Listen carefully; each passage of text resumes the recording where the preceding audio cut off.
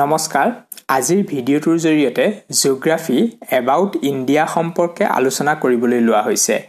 about India বিষয়ৰ অন্তৰ্ভুক্ত হৈছে location climate physical divisions population growth and distribution প্ৰথমে ভাৰতৰ ভূগোল বুলি কওঁতে আমি বহুবোৰ কথাই জানিব লাগিব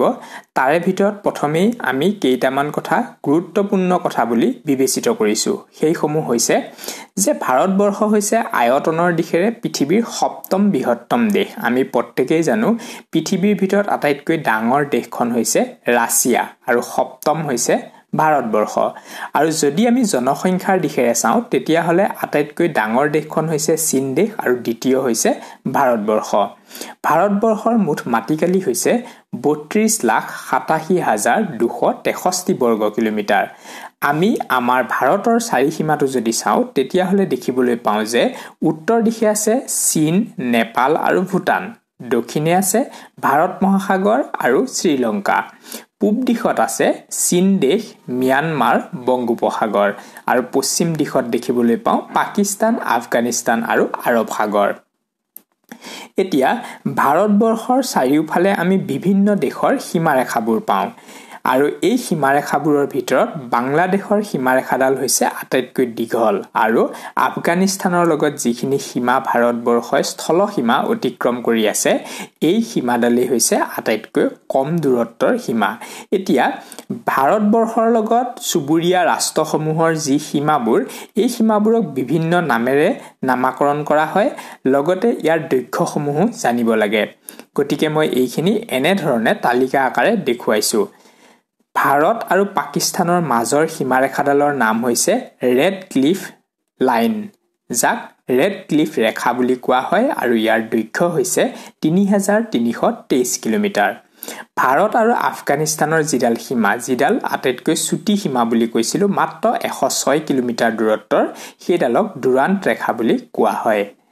ভাৰত আৰু চীন দেশৰ মাজত থকা ৰেখাডালে ৩৪৮৮ কিলোমিটাৰ অতিক্ৰম কৰি আছে আৰু এই ৰেখাডালৰ নাম হৈছে মেকমোহন ৰেখা ভাৰত আৰু নেপালৰ সীমাডাল হৈছে সুনাউলি এটা স্থানীয় নাম সুনাউলি ৰেখা নামেৰে জনা যায় আৰু ইয়াৰ দূৰত্ব হৈছে ১৭৫৮ কিলোমিটাৰ ভাৰত আৰু ভূটানৰ সীমা ইণ্ডো ভূটান বৰ্ডাৰ বুলি কোৱা হয় আৰু ভাৰত বাংলাদেশ যিটো আটাইতকৈ দীঘল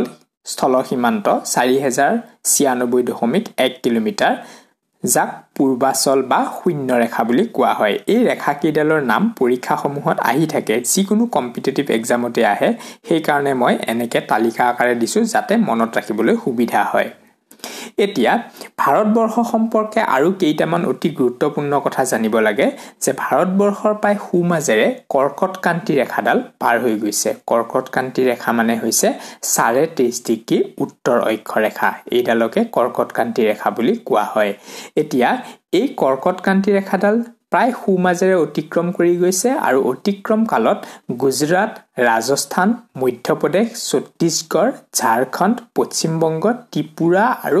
মিজোৰামক ছেদ কৰিছে এইকেইখনৰ মাজেদি কৰ্কটক্ৰান্তি ৰেখাডাল বা এইকেইখন ৰাজ্যক স্পৰ্শ কৰি কৰ্কটক্ৰান্তি ৰেখাডাল পাৰ হৈ গৈছে এতিয়া আমি যদি সময় ৰেখাৰ কথা চাওঁ তেতিয়া হলে আমাৰ ভাৰতবৰ্ষৰ ৮২ ডিগ্ৰী পূব দ্ৰাঘিমা ৰেখাডালক মুখ্য দ্ৰাঘিমা ৰেখা বা সময় ৰেখা হিচাপে বিবেচনা কৰা হয় আৰু ভাৰতীয় মান সময় গ্ৰীনিচ যি মান সময় সেই মান সময়তকৈ ৫.৫ ঘণ্টা আগবঢ়া মানে ৫ ঘণ্টা ৩০ মিনিট আগবঢ়া এইকেইটা খুব গুৰুত্বপূৰ্ণ কথা এইখিনি এনেদৰে মনত ৰাখিব লাগিব আৰু ভাৰতবৰ্ষ যিহেতু এখন বিশাল দেশ ইয়াৰ ভূপ্ৰকৃতিসমূহ বৈচিত্ৰ্যময় ওখ চাপৰ অঞ্চল আছে পাহাৰ পৰ্বতীয়া অঞ্চল আছে সমভূমি আছে মালভূমি আছে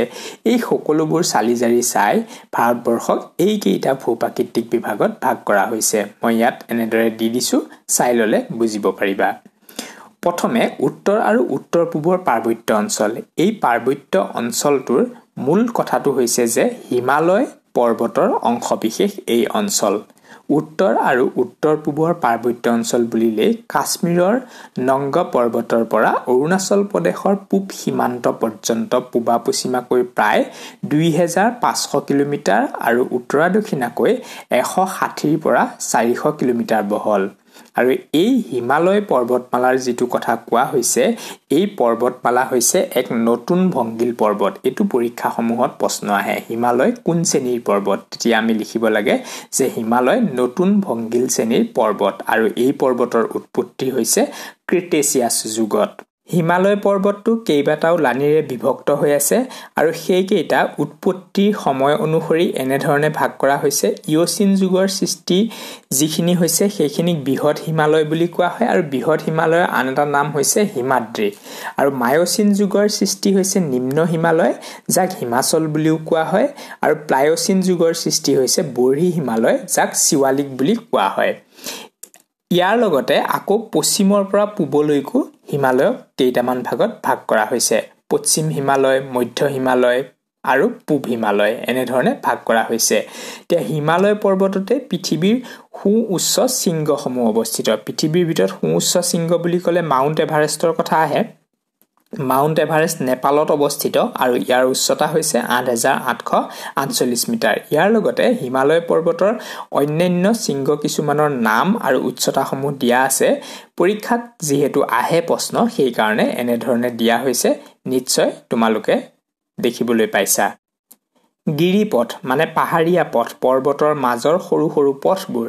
যিটো পথে দুটা পৰ্বতক পৃথক কৰে কেতিয়াবা এতিয়া সেই সমূহ হিমালয় পৰ্বতত এনে ধৰণে পোৱা যায় বুৰ্জিলা যিটো জম্মু কাশ্মীৰত আছে জৰ্জিলা গিৰিপথ পোৱা যায় জম্মু কাশ্মীৰত বাৰালা সালা চিপকিলা এই আটাই কেইটা পোৱা যায় হিমাচল প্ৰদেশত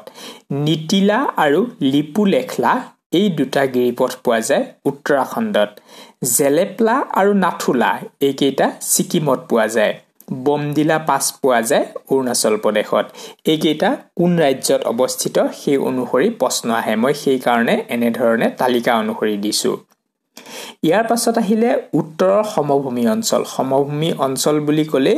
নদী গঠিত অঞ্চলসমূহৰ কথা বুজা যায় এতিয়া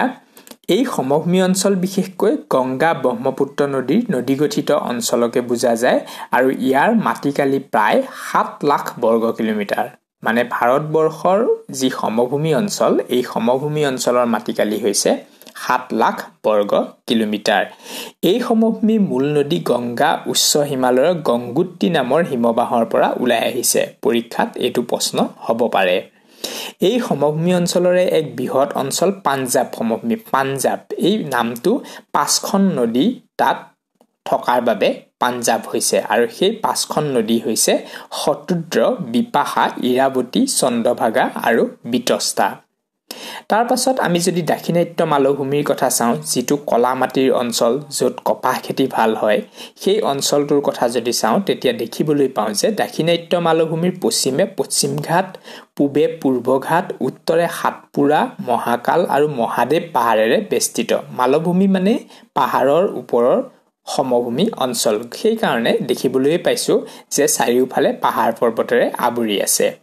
পশ্চিমঘাট পৰ্বতক স্থানীয়ভাৱে মহাৰাষ্ট্ৰত সহ্যাদ্ৰী বুলি কোৱা হয় এটো মনত ৰাখিবা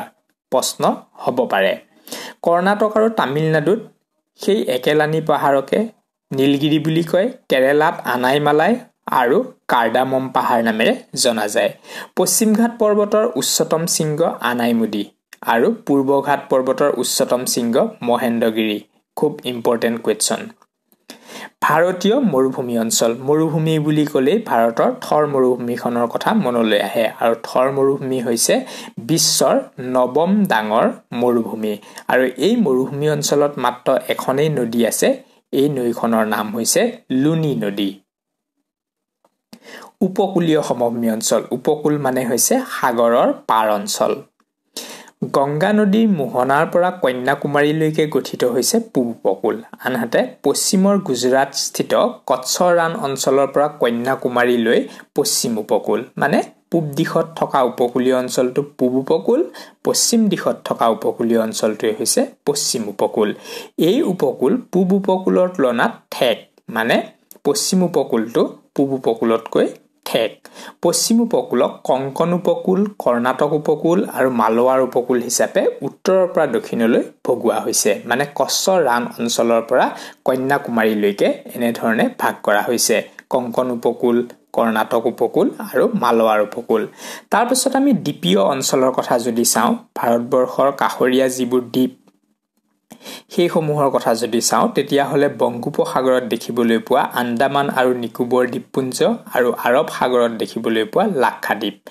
আন্দামান আৰু নিকোবৰ দ্বীপপুঞ্জক ইটোৰ পৰা সিটো মানে আন্দামানক নিকোবৰৰ পৰা পৃথক কৰিছে 10 ডিগ্ৰী প্ৰণালীয়ে এটো এটা প্ৰশ্ন হয় যে আন্দামান আৰু নিকোবৰৰ মাজত থকা প্ৰণালীটোৰ নাম কি হেতু হৈছে 10 ডিগ্ৰী প্ৰণালী আৰু এটা প্ৰশ্ন ইয়াতে প্ৰণালী বুলি কওঁতে মনলৈ আহিছে ভাৰত আৰু শ্ৰীলংকাৰ মাজৰ প্ৰণালীটোৰ নাম কি হেতু হৈছে পক প্ৰণালী আনহাতে লাক্ষাদ্বীপ হৈছে প্ৰবাল পোকৰ পৰা সৃষ্টি হোৱা দ্বীপ নদী প্ৰকল্প এতিয়া নদী প্ৰকল্পসমূহ আছে জলবিদ্যুৎ প্ৰকল্পসমূহ আছে আৰু ভাৰতবৰ্ষ হৈছে এখন নদীমাতৃক দেশ গতিকে ইয়াতে বিভিন্ন ধৰণৰ জলসিঞ্চন প্ৰকল্পবোৰ আছে বা বিদ্যুৎ উৎপাদন কৰা প্ৰকল্পবোৰ আছে এইবোৰ বহুমুখী প্ৰকল্প এই প্ৰকল্পবোৰৰ নাম আছে নামবোৰৰ লগত নদীৰ সংযোগটো পৰীক্ষাত আহে ভাক্ৰানাংগল প্ৰকল্প আছে শতদ্ৰ নদীত দামোদৰ উপত্যকা প্ৰকল্প আছে দামোদৰ নদীত ই পশ্চিম বংগ আৰু ঝাৰখণ্ডত অৱস্থিত উৰিষ্যাত থকা মহানদীত আছে হীৰাকুদ বান্ধ তেলেংগানা আৰু কৰ্ণাটকৰ তুংগভদ্ৰা নদীত তুংগভদ্ৰা প্ৰকল্প ৰিহান নদীৰ ৰিহান বান্ধ কৃষ্ণা নদীৰ নাগাৰ্জুন সাগৰ বান্ধ ফাৰাক্কা প্ৰকল্প আছে গংগা নদীত চৰ্দাৰ সৰোবৰ প্ৰকল্প আছে নৰ্মদা নদীত ইয়াৰ লগতে ভাৰতৰ ভূগোল সম্পৰ্কে প্ৰশ্ন হ'ব পাৰে ভাৰতবৰ্ষৰ বিখ্যাত ৰাষ্ট্ৰীয় উদ্যান কেইখনমানৰ কথা সাধাৰণতে প্ৰশ্ন আহি থাকে আৰু ক'ত অৱস্থিত এই সম্পৰ্কেও আহে গিৰ হাবিৰ কথা আহে যে গিৰ হাবি কিহৰ বাবে বিখ্যাত এই প্ৰশ্নটো আহি থাকে কাৰণ গিৰ হাবিত সিংহ পোৱা যায় আৰু এই গিৰ ৰাষ্ট্ৰীয় উদ্যান আছে গুজৰাটত বৰিভাল বা সঞ্জয় গান্ধী ৰাষ্ট্ৰীয় উদ্যান আছে মুম্বাই আৰু মুম্বাই হৈছে মহাৰাষ্ট্ৰৰ ৰাজধানী তাডোৱা ৰাষ্ট্ৰীয় উদ্যান মহাৰাষ্ট্ৰত আছে নন্দনকানন ৰাষ্ট্ৰীয় উদ্যান ভুৱনেশ্বৰ উৰিষ্যাত আছে ৰাজাজী উত্তৰাখণ্ডত আছে কেইবুল লামজাও মণিপুৰ এইটো এটা খুব ইম্পৰ্টেন্ট কোৱেশ্চন মাজে মাজে আহি থাকে যিকোনো কম্পিটিটিভ এক্সামত কাইমুৰ বিহাৰত আছে নামদফা ৰাষ্ট্ৰীয় উদ্যান অৰুণাচল প্ৰদেশ কেউলাদেউ ৰাষ্ট্ৰীয় উদ্যান ৰাজস্থানত আছে কৰবেট ৰাষ্ট্ৰীয় উদ্যান নাইনিতাল উত্তৰাখণ্ড কৃষি ঋতু বুলি ক'লে কি বুজা যায় ভাৰতবৰ্ষ এখন কৃষি প্ৰধান দেশ আৰু ইয়াৰ জলবায়ু লগতে কৃষিৰ উৎপাদিত শস্য ইত্যাদিৰ ওপৰত নিৰ্ভৰ কৰি তিনিটা ভাগত কৃষি ঋতু পোৱা যায় খাৰিফ ঋতু ৰবি ঋতু আৰু জায়দ ঋতু ইয়াৰে ভিতৰত আটাইতকৈ দীঘল হৈছে ৰবি ঋতু খাৰিফ ঋতু বুলি ক'লে জুন মাহৰ পৰা ছেপ্টেম্বৰ মাহলৈ ধৰা হয় মানে জুন মাহত যি শস্যৰ আৰম্ভণি হয় আৰু ছেপ্টেম্বৰ মাহত এই শস্যবোৰ চপোৱা হয় উদাহৰণস্বৰূপে ধান কপাহ মৰাপাট জোৱাৰ বজৰা ইত্যাদি ৰবি ঋতুৰ উৎপাদিত শস্যবোৰ হৈছে ঘেঁহু মাকৈ সৰিয়হ ৰাই আৰু কবি আৰু ইয়াৰ উৎপাদন অক্টোবৰ মাহত আৰম্ভ হয় আৰু মাৰ্চ মাহত ইয়াক চপোৱা হয় জায়দ ঋতু একেবাৰে ছুটি ঋতু মাৰ্চ মাহৰ পৰা জুন মাহলৈকে আৰু ইয়াত তিয়হ তৰমুজ আদি এই জায়দ ঋতুত ধৰা হয় এতিয়া এই কৃষি ঋতুবোৰৰ কথা ক'লে সেউজ বিপ্লৱৰ কথা আহে সেউজ বিপ্লৱ কৃষিৰ লগত জড়িত কেৱল সেউজ বিপ্লৱৰ কথা জানিলেইটো নহব আৰু কিছুমান বিপ্লৱৰ কথা জানিব লাগিব যিসমূহ পৰীক্ষাত প্ৰশ্ন আহিব পাৰে সেই কাৰণে মই তালিকা আকাৰে এনে ধৰণে দিছো কলা বিপ্লৱ ব্লেক ৰিভলিউচন পেট্ৰলিয়ামৰ লগত জড়িত মাছৰ লগত জড়িত নীলা বিপ্লৱ বা নীল বিপ্লৱ বুলিও কয় ব্লু ৰিভলিউচন ব্ৰাউন ৰিভলিউচন মুগা বিপ্লৱ চামৰাৰ লগত জড়িত সোণালী বিপ্লৱ গোল্ডেন ৰিভলিউচন মৌ বা উদ্যান শস্যৰ লগত জড়িত সোণালী আহ বিপ্লৱ গোল্ডেন ফাইবাৰ ৰিভলিউচন এই দুইটা বেলেগ বেলেগ কনফিউজ হ'ব নালাগে golden revolution and golden fibre revolution golden fibre revolution মৰাপাটৰ লগত জড়িত গ্ৰীণ ৰিভলিউচন খাদ্য শস্যৰ লগত জড়িত গ্ৰে ৰিভলিউচন সাৰৰ লগত জড়িত পিংক ৰিভলিউচন পিয়াজৰ লগত আৰু মিছা মাছৰ লগত জড়িত ৰেড ৰিভলিউচন মাংস আৰু বিলাহীৰ লগত জড়িত সিলভাৰ ৰিভলিউচন কণী হোৱাইট ৰিভলিউচন গাখীৰ ইয়েলো ৰিভলিউচন তৈলবীজ ৰাউণ্ড ৰিভলিউচন আলু এতিয়া আহিছো আৰু এটা গুৰুত্বপূৰ্ণ বিষয় সম্পৰ্কে সেয়া হৈছে ভাৰতৰ জনসংখ্যা বহুত বেছি প্ৰশ্ন আহে ভাৰতবৰ্ষৰ জনসংখ্যা সম্পৰ্কে আৰম্ভণিতেই কৈছিলো চীন দেশ হৈছে পৃথিৱীৰ ভিতৰতে জনবহুল ৰাষ্ট্ৰ তাৰ পিছতেই হৈছে ভাৰতৰ স্থান আৰু 2011 চনৰ লোকপিয়লৰ তথ্য অনুসৰি ভাৰতৰ জনসংখ্যা হৈছে 121,5,69,573 জন আটাইতকৈ বেছি জনসংখ্যা থকা ৰাজ্য হৈছে উত্তৰ প্ৰদেশ আটাইতকৈ কম জনসংখ্যা থকা ৰাজ্য হৈছে ছিকিম ভাৰতৰ গড় জনঘনত্ব হৈছে 382 জন প্ৰতি বৰ্গ কিলোমিটাৰত আটাইতকৈ বেছি জনঘনত্ব ৰাজ্যখন হৈছে বিহাৰত 1102 জন প্ৰতি বৰ্গ কিলোমিটাৰত আটাইতকৈ কম জনঘনত্ব ৰাজ্য হৈছে অৰুণাচল প্ৰদেশ প্ৰতি বৰ্গ কিলোমিটাৰত মাত্ৰ 17 জন ভাৰতৰ গড় শিক্ষিতৰ হাৰ হৈছে 74.04% আটাইতকৈ বেছি শিক্ষিত ৰাজ্যখন হৈছে কেৰালা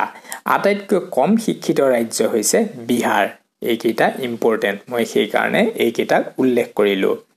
এতিয়া ক্লাইমেট সম্পৰ্কে যদি চাও তেতিয়া হলে দেখিবলৈ পাও যে বিভিন্ন ঠাই অনুযায়ী জলবায়ু বেলেগ বেলেগ হয় মৌচুমী জলবায়ু অন্তৰ্গত ভাৰতবৰ্ষৰ জলবায়ু প্ৰধানকৈ 4টা ভাগত ভগোৱা হয় এইকেইটা হৈছে শীতকাল ডিসেম্বৰৰ পৰা ফেব্ৰুৱাৰী গ্ৰীষ্মকাল মাৰ্চৰ পৰা মে বৰ্ষাকাল জুনৰ পৰা ছেপ্টেম্বৰ প্ৰত্যাৱৰ্তিত মৌচুমী কাল বা প্ৰত্যাৱৰ্তিত বৰ্ষাকাল অক্টোবৰৰ পৰা নৱেম্বৰ মই মাহ কেইটা এই কাৰণে দি দিছো পৰীক্ষাত প্ৰশ্ন আহে কোনটো মাহ কোনটো কালত পৰে এতিয়া আমি উদ্যোগ সম্পৰ্কে কেইটামান সৰু সৰু কথা জানো ঠাই অনুযায়ী যেহেতু খনিজ সম্পদ বা উদ্যোগৰ বাবে প্ৰয়োজনীয় কেঁচামাল বেলেগ বেলেগ ঠাইত পোৱা যায় সেই ওপৰত নিৰ্ভৰ কৰি উদ্যোগসমূহ এনে ধৰণে ভাগ কৰা হয় গুজৰাটৰ আহমেদাবাদ বুলি ক'লে কপাহী বস্ত্ৰৰ কথা মনলৈ আহে আৰু ঔষধ উত্তৰ প্ৰদেশৰ আগ্ৰা চামৰা আৰু বস্ত্ৰ উদ্যোগৰ বাবে বিখ্যাত ছত্তীশগড়ৰ ভিলাই ষ্টীল উদ্যোগ আৰু সিমেন্ট উদ্যোগৰ বাবে বিখ্যাত মহাৰাষ্ট্ৰৰ মুম্বাই বুলি ক'লে ফিল্ম ইণ্ডাষ্ট্ৰি ছবি উদ্যোগ লগতে আছে কপাহী বস্ত্ৰ আৰু গাড়ী মটৰ পশ্চিম বংগৰ কলকাতা মৰাপাট আজি ভিডিঅটো ইমানতে সামৰিছো ধন্যবাদ